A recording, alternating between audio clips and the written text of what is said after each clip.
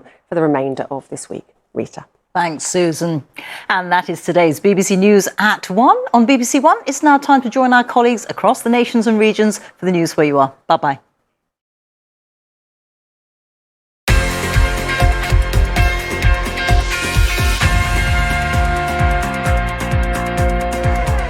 Hello there and welcome along to Sportsday. I'm Gavin Ramjaun.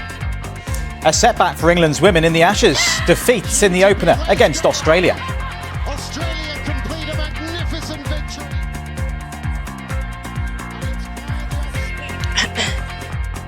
We'll be at Trent Bridge in a bit, but a privilege and a pleasure. İlkay Gündoğan says farewell to treble winners Manchester City after signing for Barcelona.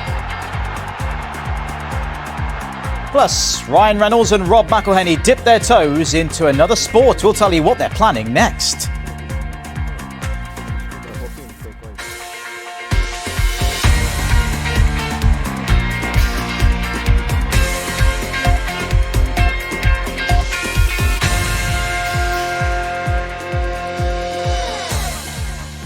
Hello there and welcome along to Sportsday this lunchtime. It was all set up for a potential nerve-jangling final day of the Women's Ashes Test at Trent Bridge. England were attempting the highest chase in women's Test history, but ultimately they were undone by some terrific Australian bowling before lunch. The Australians then, as in the men's series, with the upper hand. So let's speak to our reporter Joe Curry now, who is there for us. Joe, so disappointment then for England today. Where did it all go wrong?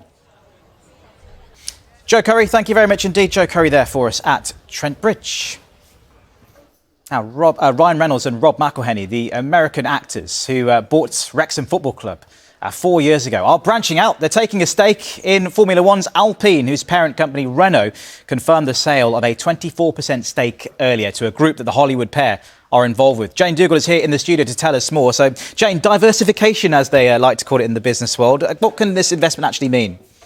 Well, the two actors are only a small part of this investor group, which has paid $200 million or £171 million for this 24% stake.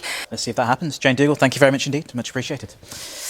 So to football then, and Manchester City have confirmed their treble-winning captain İlkay Gündoğan has left to join Barcelona on a free transfer. The Germany midfielder's contract expires at the end of the month.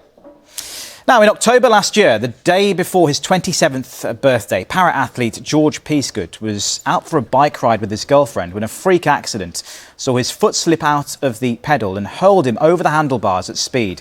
Rushed to hospital, he was diagnosed with a brain injury and entered into the deepest level of coma. 6 months on, he's now working at a rehabilitation centre in Leicestershire, which is part of the Matt Hampson Foundation, and moving towards his goal of getting his life back. Our reporter Matt Graveling has been to meet him. And just before we go, some breaking news to bring you now. Former Scotland manager Craig Brown has died at the age of 82. Brown was the national team's longest-serving manager. He was in charge for 71 games from 1993 to 2001, qualifying for Euro 96 and the 1998 World Cup. He ended his career at Aberdeen. In a statement today, they said everyone at Aberdeen is heartbroken by the loss of our beloved manager, director and club ambassador. Craig will be sorely missed. So we'll have more on that story throughout the day here on BBC Sport. But thank you very much indeed for watching, and we'll see you again a bit later on.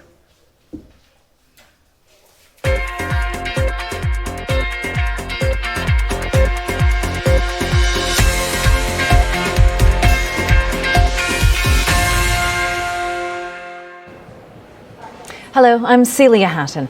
In an exclusive interview, Christine Dawood, who lost her husband and son when a submersible imploded in the Atlantic last week, has told the BBC she was supposed to be on board, but gave her place to her 19-year-old son.